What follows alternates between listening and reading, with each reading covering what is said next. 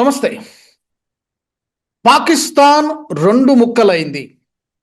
Balochistan province స్వాతంత్ర్యాన్ని ప్రకటించుకుంది. Pakistan నుంచి మేము విడిపోయాం, we control our land. నిజానికి పాకిస్తాన్లో బలూచిస్తాన్ ప్రావిన్స్ 44% భూభాగం ఉంటుంది. పాకిస్తాన్ మొత్తం భూభాగంలో 44% ల్యాండ్ బలూచిస్తాన్ ప్రావిన్స్దే, అంటే స్టేట్దే. గత నెల రోజుల కిందటి కూడా ఒకసారి ప్రకటించడం జరిగింది. ఇప్పుడు మరొకసారి బలూచిస్తాన్, పర్టికులర్గా అక్కడ పోరాటం చేస్తున్నటువంటి బలూచిస్తాన్ లిబరేషన్ ఆర్మీ కానీ, బిఎల్ఏ కానీ, బిఎల్ఎఫ్ కానీ, ఇలా 3-4 సంస్థలు పోరాటం చేస్తున్నాయి. వాళ్ళు ఇప్పుడు స్వాతంత్రాన్ని ప్రకటించుకున్నారు. మరి దీన్ని పాకిస్తాన్ ఎలా చూస్తోంది? డిప్లొమాటిక్గా భారత్కి కొంచెం ట్రికీ సిచ్యువేషన్ కనబడుతోంది. మరి భారత్ మనకు మద్దతు ఇవ్వాలి అంటూ భారత్కి కూడా పిలుపునివ్వడం జరిగింది. మాకు మద్దతు ఇవ్వండి అని చెప్పి భారత్కి కూడా బలూచీలు పిలుపునిస్తున్నారు. మరి భారత్ మౌనంగా ఉంటుందా, మద్దతు ఇస్తుందా? ఏం చేయాలి ఈ సిచ్యువేషన్లో? పాకిస్తాన్ ఎలా హ్యాండిల్ చేస్తోంది, ఎలా చేయబోతోంది? పిఓజేకేలో రణరంగంలా కనబడుతోంది. ఉవ్వెత్తున ఉద్యమం ఎగసిపడుతోంది. ఖైబర్ పఖ్తుంఖ్వాలో అదే పరిస్థితి. ఇప్పుడు బలూచిస్తాన్ ఏకంగా స్వాతంత్రాన్ని ప్రకటించుకున్నారు. పాకిస్తాన్తో మేము విడిపోయామంటూ వాళ్ళు వరుసగా ప్రకటనలు ఇస్తున్నారు. అసలు ఈ ప్రకటనకు నిజంగా అథెంటిసిటీ ఉందా? ఎలా చూడాలి? నాతో ఈ డిస్కషన్లో జాయిన్ అవుతున్నారు రిటైర్డ్ కల్నల్ పరమేశ్వర్ గారు. పరమేశ్వర్ గారు నమస్తే అండి. నమస్కారం అండి. పాకిస్తాన్ మనం ఎప్పటి నుంచో ఉంటున్నటువంటి చర్చ 2 ముక్కలు అవుతుందా 3 ముక్కలు అవుతుందని, కానీ అది హెడ్లైన్స్లో ఎప్పుడు కనబడుతుంది. సరే, అధికారికంగా అయ్యిందా లేదో మీరే చెప్పాలి. బట్ వాళ్ళైతే గడిచిన 2 నెలల్లో ఇది రెండోసారి దానికి పేరు కూడా పెట్టుకున్నారు. రిపబ్లిక్ ఆఫ్ బలూచిస్తాన్ అని పేరు కూడా పెట్టుకున్నారు. Republic of Balochistan. ఎవరు చేసినటువంటి ప్రకటన ఇది? ఒక సంస్థ చేసినటువంటి ప్రకటన, లేకపోతే ఒక యాక్టివిస్ట్ చేసినటువంటి ప్రకటన? దీన్ని మనం ఎంత సీరియస్ గా తీసుకోవచ్చు? 2-3 విషయాలు చెప్పాలండి ఇక్కడ. అంటే బలూచిస్తాన్ గురించి మనం ఇదివరకు కూడా మీ డిబేట్స్ లో మాట్లాడుకున్నాము. అయితే ఏంటంటే ఇది ఫస్ట్ టైం కాదు. ఇదివరకు కూడా అయింది. మీరు పాయింట్అవుట్ చేసిన రెండోసారి మూడోసారి మల్టిపుల్ టైమ్స్ అయ్యాయి. అంటే బలూచ్ నేషనల్ పార్టీ అని ఉంది. దానిలో ఏంటంటే మీకు 2-3 కీ లీడర్స్ బయటకు వస్తారు. ఎప్పుడు మీరు బలూచిస్తాన్ గురించి మాట్లాడినా కూడా ఫస్ట్ ఇష్యూ ఏంటంటే బలూచిస్తాన్ ఎందుకు, వై బలూచిస్తాన్ అని, బలూచిస్తాన్ మీద కంట్రోల్ ఎందుకు పాకిస్తాన్ కూడా అనేది. బలూచిస్తాన్ మీరు చూసారంటే ఇరానియన్ ప్లాటూలో ఉంది. ఇరానియన్ ప్లాటూ ఏదైతే ఉందో దాంతో జంక్షన్ లో ఆఫ్ఘనిస్తాన్ కి డౌన్.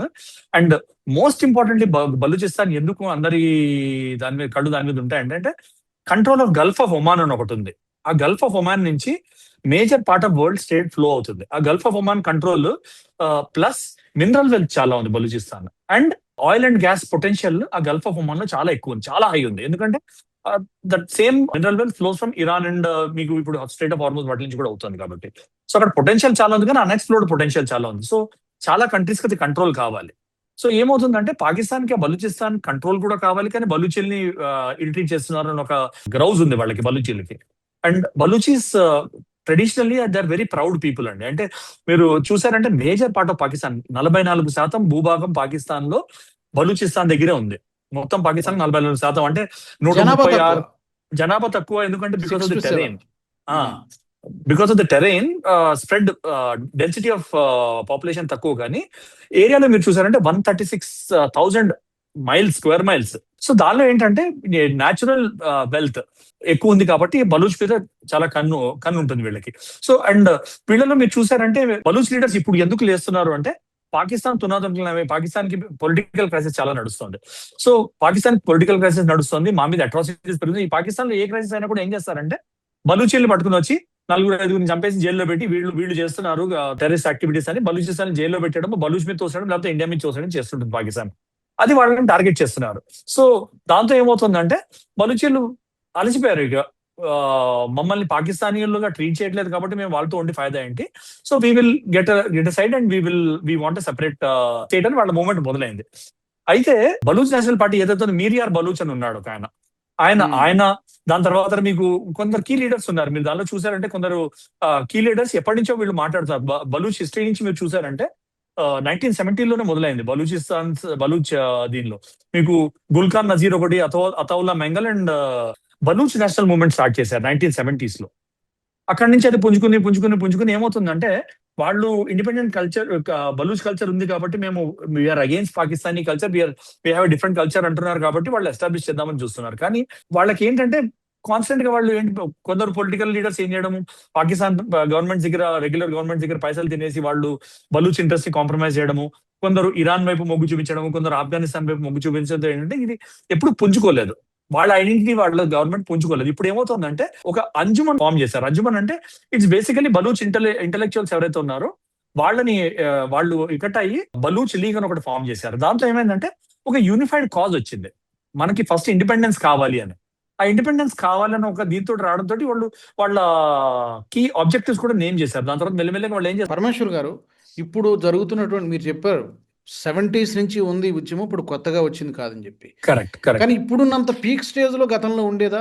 ఇప్పుడు ఆల్మోస్ట్ ఇప్పుడు ఎలా ఉందంటే ఆల్మోస్ట్ ఇక మీకు మాకు సంబంధం లేదు, మీ దారి మీదే, పాకిస్తాన్తో మాకేం సంబంధం లేదని వాళ్ళు చాలా గట్టిగా చెప్తున్నారు. గతంలో ఇంత సివియర్గా ఉండేదా ఉద్యమం? లేదండి. స్వాతంత్రం మన సమరం మొదలైనప్పుడు 1857 లో సిపాయిల తిరుగుబాటు అయింది. అది ఎందుకు ఫెయిల్ అయింది? ఎందుకంటే వేరే వేరే చోట్ల ఫ్రాగ్మెంటెడ్ గా అయింది, అది యూనిఫైడ్ గా కాలేదు. కొందరు బ్రిటిష్ వాళ్ళకి చెప్పడము, సైడ్ చూసుకోవడము, కొందరేమో మనకు ఏమొస్తుంది అనుకోవడము, యూనిఫైడ్ కాజ్ లేకపోవడంతో మనం ఆ టైంలో అది ఫెయిల్ అయింది. లేకపోతే జస్ట్ అబౌట్ 20,000 30,000 ఉన్న ఈస్ట్ ఇండియా కంపెనీని ఎందుకు అడగట్లేము మనము? సో అట్లానే వీళ్ళది ఎట్లా ఉందంటే బలూచ్ లిబరేషన్ ఆర్మీ అనే దానికి ఒక ఐడెంటిటీ లేకుండా ఇప్పుడు ఏమవుతుందంటే బలూచ్ రీజియన్ లో మొత్తం బలూచ్ లిబరేషన్ ఆర్మీ అని ఫామ్ అయ్యి, BLI అని ఫామ్ అయ్యి, ఎవరు వచ్చినా కూడా మీరు బలూచ్ లిబరేషన్ ఆర్మీలోకి రండి, మాతో కలిపి చేతులు కలిపి పోరాడండి, బలూచిస్తాన్ ఇండిపెండెన్స్ కోసం అని ఫైట్ చేద్దామని. సో ఇది ఎప్పుడు మొదలైంది? మిడ్ 2000s అంటే 2004-2005 లో మొదలైంది బలూచ్ నేషనల్ ఆర్మీది. Baloch liberation army or Baloch national army అంటారు కొందరు, కానీ it is Baloch liberation army. దాని కింద బలూచ్ స్టూడెంట్ ఆర్గనైజేషన్ ఇవన్నీ ఇంటిగ్రేట్ అయిపోయాయి. వాళ్ళు ఏం చేశారంటే ఈ బలూచ్ స్టూడెంట్ ఆర్గనైజేషన్ ఇవన్నీ సోవియట్ యూనియన్ తో అయిన ఆఫ్ఘనిస్తాన్ స్ట్రగుల్ లో కూడా వీళ్ళు హెల్ప్ చేశారు. మీరు జోగ్రఫికల్ గా చూసారంటే ఆఫ్ఘనిస్తాన్ కిందకు వస్తుంది బలూచిస్తాన్ మోస్ట్లీ. సో వాళ్ళ కింద నుంచి నార్థన్ సైడ్ కి ఆఫ్ఘనిస్తాన్ కి రిబల్స్ ని పుష్ చేసి ఆఫ్ఘనిస్తాన్ ఫైట్ లో వాళ్ళని హెల్ప్ చేయడం, వాటిలంతా చేయడం తోటి మెల్లమెల్లంగా మాకు కూడా ఒక నేషనల్ ఐడెంటిటీ రావచ్చు అని ఒక స్కోప్ వచ్చింది వాళ్ళకి. సో దాంతో ఏమైందంటే ఈ మూవ్మెంట్ అంతా బేసికలీ పుంజుకుని ఒక నేషనల్ ఐడెంటిటీ తెప్పించుకోవడానికి ఇదివరకు వాళ్ళు రిచర్డ్ నిక్సన్ ఇంటర్వ్యూన్ అయ్యాడు, దాని తర్వాత జుల్ఫికార్ అలీ భుట్టో కూడా ఇన్వాల్వ్ అయ్యాడు దీనిలో. అండ్ ఆయన కంఫర్టబుల్ ఏం చేశారంటే నేను సాల్వ్ చేయలేకపోతున్నాను కాబట్టి వాళ్ళు పాకిస్తాన్ చేసే జనరల్ గా ఏంటి, Pakistan puts it either on India or Afghanistan. So Zulfikar Ali Bhutto చాలా గట్టిగా ఇండియా మీద ఆఫ్ఘనిస్తాన్ మీద వేసేసాడు. ఇది ఇండియా ఆఫ్ఘనిస్తాన్ ప్రేరేపించిన ఫైట్స్ కాబట్టి ఇది ఒక పెద్ద కాంట్రవర్సీ, బలూచ్ మూవ్మెంట్ అలాంటిది ఏం లేదు అని చెప్పి ఒక ఇది తీసుకొచ్చాడు ఆయన. అయితే దాని తర్వాత బ్రహ్మగఢ్ బుక్తి అని ఒక ఆయన వచ్చాడు. బుక్తీస్ ఆర్ పఖ్తూన్స్ అండి. బుక్తి అని సర్నేమ్ ఉన్న వాళ్ళు పఖ్తూన్స్ ఉంటారు, and Pakhtuns are ethnic Baloch. So ఆయన ఏం చేశాడు, ఆయన BLI leader, Baloch liberation army leader. ఆయన పంజాబ్ డామినేట్ చేస్తుంది, పంజాబీని డామినేట్ చేసే హిస్టరీ వాళ్ళది. సో పంజాబీలు వీళ్ళు ఏం చేశారు, బలూచులను తొక్కేయడము, బలూచుల ఐడెంటిటీ తొక్కేయడము, బలూచులను చంపేయడము. ఆల్మోస్ట్ ఒక 4-5 ఏళ్లలో 500-600 అన్డాక్యుమెంటెడ్ డెత్స్ బయటకు వచ్చాయి. బలూచులను చంపేయడము, వాళ్ళని పాతేయడం అని జరిగాయి. సో దీంతో ఏమైందంటే వాళ్ళ ఫ్యాక్షన్స్ అవన్నీ పఖ్తూన్స్, సింధీస్ వీళ్ళందరూ కలిసి, కొంచెం పఖ్తూన్స్ కూడా వాళ్ళు పష్తూన్స్ కూడా ఏం చేస్తారంటే బయట వాళ్ళని చూస్తారు బలూచులు. సో ఏం చేశారంటే వాళ్ళు ఇకట్ అయ్యి అవుట్ సైడర్స్ వద్దు మనకి, మన మూమెంట్ లో మనం ఎథనిక్ బలూచ్ వద్దాము, సో మనం వచ్చి మన వాటి కోసం ఫైట్ చేసుకుందాము, పాకిస్తాన్ మన మేజర్ ఎనిమి, సో పాకిస్తాన్ శత్రువు అయిన వాడు మనకి మిత్రుడే అని మెల్లమెల్లగా ఇండియన్ ఫిలాసఫీ తోటి ఇండియాకి ఇంటెలిజెన్స్ ఇవ్వడం మొదలెట్టారు వాళ్ళు. దాంతో ఏమైందంటే కొంచెం వాళ్ళకి ఒక మోటివేషన్, నేషనల్ మోటివేషన్ అవన్నీ వచ్చాయి. సో 2011 నుంచి 2020 దాకా వాళ్ళ కన్సాలిడేషన్ స్టార్ట్ అయింది. 2021 నుంచి వాళ్ళది చాలా గట్టిగా వాళ్ళ ఫైటర్స్ వాళ్ళందరూ ఒక ఆర్గనైజేషన్ ఫామ్ చేసి వాళ్ళు మజీద్ బ్రిగేడ్ అని వీటిలన్నిటిని డెసిగ్నేషన్ చేసి వాళ్ళు ఫామ్ చేశారు. ఇటు వచ్చి మధ్యలో 2025 ఆ మజీద్ బ్రిగేడ్ ని టెర్రరిస్ట్ ఆర్గనైజేషన్ కూడా డిక్లేర్ చేయడం జరిగింది యునైటెడ్ స్టేట్స్, పాకిస్తాన్ ని మెప్పించడం కోసం. బట్ బలూచ్ లిబరేషన్ ఆర్మీని ఇప్పటిదాకా టెర్రరిస్ట్ గా వాళ్ళు నోటిఫై చేయలేదు కాబట్టి నడుస్తుంది అది. బలూచిస్తాన్ విషయంలో POJకి విషయంలో ఎలాగో మా భారతదేశాన్నే పాకిస్తాన్ అంటోంది, వీళ్ళే చేయిస్తున్నారు ఇండియన్ స్పాన్సర్డ్ అల్లర్లు, ప్రొటెస్ట్లు అని చెప్పి. బలూచిస్తాన్ విషయంలో కూడా మనల్ని అంటున్నారు, భారతదేశాన్ని అంటున్నారు. బలూచిస్తాన్ విషయంలో భారత్ యొక్క స్టాండ్ ఏంటి? మనం మద్దతు నైతికంగా కానీ, డైరెక్ట్ గా కానీ, ఇండైరెక్ట్ గా కానీ మనం ఏమైనా మద్దతు ఇస్తున్నామా బలూచీలకి? ఇది మీరు చూడాలంటే 2-3 జరిగాయండి. ఇది 2017లో అరౌండ్ 17-18లో I remember second election, Modi garu రెండోసారి ఎలక్షన్ గెలిచే ముందరగా 2 ఇన్సిడెన్సెస్ జరిగాయి. దాంతో ఏమవుతుందంటే వాళ్ళు ట్యాగ్ చేస్తున్నారు మనకి. నన్ను పర్సనల్ గా అడగాలంటే మనం పొలిటికల్ అండ్ ఎమోషనల్ సపోర్ట్ అయితే గ్యారంటీగా బలూచిస్కి ఇస్తున్నాం మనం. అంటే నేను ఇదివరకు కూడా మీ ప్రోగ్రామ్స్ చెప్పాను, బ్లీడ్ ఇండియా బై 1000 కట్స్ అని ఒక ప్రోగ్రామ్ జనరల్ జియావుల్ హక్ తీసుకొచ్చాడు. దానికి కౌంటర్ గా మనం ఏం చేస్తామంటే, మీరు ఎలాగైతే మాకు అనుబడుస్తున్నారో మేము అదే వేలతో మీకు అనుబడుస్తాం, మీకు అర్థమయ్యేంత వరకు. సో మీకు ఇంటర్నల్ లో NWFP లో మీకు ప్రాబ్లమ్స్ ఉన్నాయి, మీకు పఖ్తూనిస్తాన్ లో ప్రాబ్లమ్ ఉన్నాయి, బలూచిస్తాన్ లో ప్రాబ్లమ్స్ ఉన్నాయి, మేము వాళ్ళకి మోరల్ సపోర్ట్ ఇస్తాం, పొలిటికల్ సపోర్ట్ ఇస్తాం, చేయండి చూద్దాము ఏమవుతుందో అన్నారు. సో దాంతో ఏమైందంటే 2 ఇన్సిడెంట్స్ 2016 లోనో 17 లో జరిగాయి. ఒక ఆయన BLA లో ఒక కమాండర్ ఖుష్దార్ అని ఒక ఆయన ఉండేవాడు. 6 నెలలు 2017 18లో ఇండియాలో ఉన్నాడు.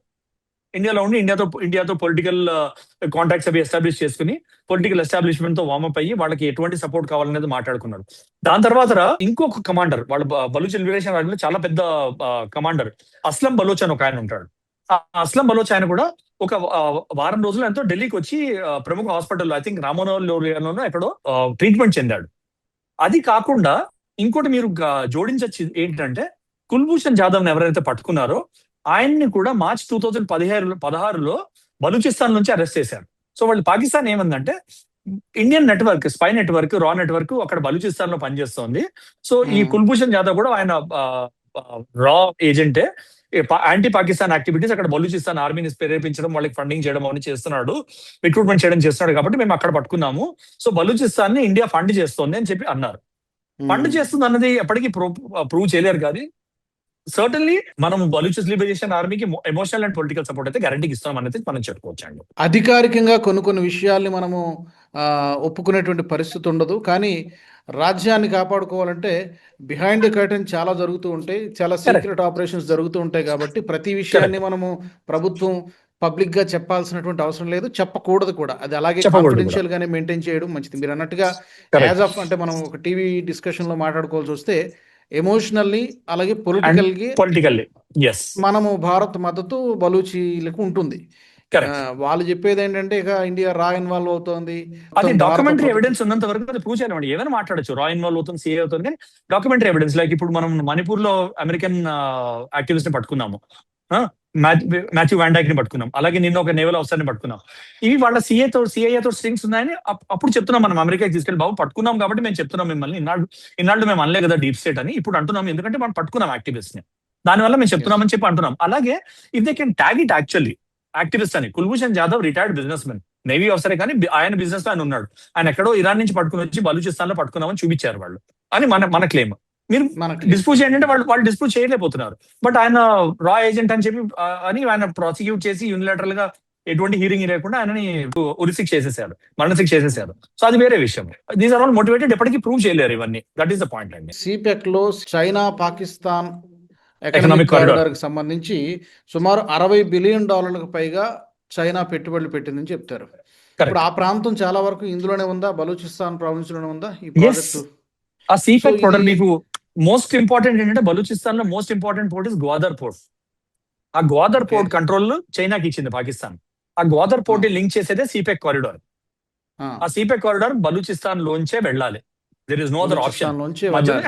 Gwadar port is in Balochistan. ఇప్పుడు బలూచిస్తాన్ సెపరేట్ అయిపోయిందంటే కంట్రోల్ పోతుంది కదా. So China will always accession of Balochistan, అంటే బలూచిస్తాన్ పాకిస్తాన్ లో ఉండాలని చైనా ఫేవర్ చేస్తుంది. ఈ విషయంలో ఏంటి చైనా స్టాండ్ ఏంటి? ఇప్పుడు పెద్దగా రెస్పాండ్ అయినట్టుగా ఏం కనిపించట్లేదుగా. వీళ్ళు ఇంత చైనా దేశం గురించి మనం క్లియర్ గా అర్థం చేసుకోవాల్సింది ఏంటంటే, వాళ్ళకి యాక్చువల్ గా డ్యామేజ్ అవుతున్నంత వరకు వాళ్ళు సైడ్ తీసుకోరు, దాని తర్వాత వాళ్ళకి ఎటు బెనిఫిట్ ఉంటే వాళ్ళ సైడ్ తీసుకుంటారు. So as of now Baloch Pakistan కొట్టుకుంటున్నారు, వాళ్ళ ఇంటర్నల్ ఇష్యూ, మనం ఎందుకు వేలు పెట్టాలి, మనం వేలు పెట్టద్దని బయట నుంచి చూస్తున్నారు. బట్ అంటే ఇక్కడ ఇంకొక ఆప్షన్ కూడా లేదు సార్. ఇప్పుడు మీరు అన్నట్టుగా కరెక్టే.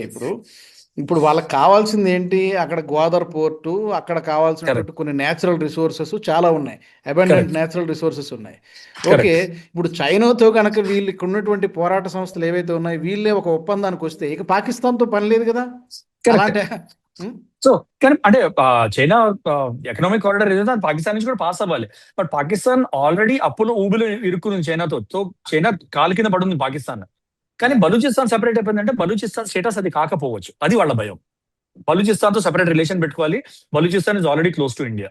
ఎలా కంట్రోల్ చేస్తారు బలూచిస్తాన్ ని? గ్వాదర్ పోర్ట్ కావాలంటే ఎలా కంట్రోల్ చేస్తారు? సో మొత్తం సిపిఎక్ అంతా ఫెయిల్ అవుతుంది బలూచిస్తాన్ సెపరేట్ అయినిచ్చారంటే. సో వాళ్ళు ఇంటర్నల్లీ పాకిస్తాన్ ని పుష్ చేస్తున్నారు, పాకిస్తాన్ ఫేవర్ చేస్తున్నారు, కానీ ఓపెన్ గా వచ్చి ఇంకా స్టేట్మెంట్ ఇవ్వలేదు వాళ్ళు, చైనా వాళ్ళు. వాళ్ళకు కూడా ట్రికీ సిచ్యువేషన్.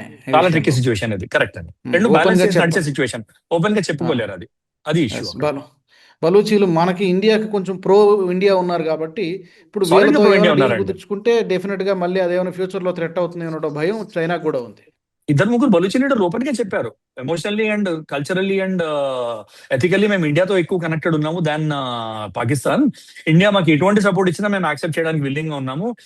వి know politically emotionally India support చేస్తాం మమ్మల్ని, వీఆర్ థ్యాంక్ఫుల్ ఫర్ ఇట్ అని చాలా ఓపెన్ స్టేట్మెంట్స్ ఇచ్చారు.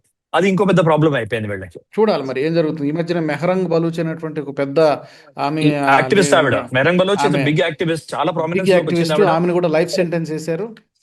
కరెక్ట్. సో మెహరంగ్ బలూచి అగేన్స్ట్ గా వేశారు, ఆవిడని టార్గెట్ చేస్తున్నారని కూడా చాలా రిపోర్ట్స్ వచ్చాయి. బట్ దట్ బలూచీలను టార్గెట్ చేయడం అనేది పాకిస్తాన్ నార్మల్ ప్రాక్టీస్ అండి. సో ఇది కొత్త ప్రాక్టీస్ ఏం కాదు.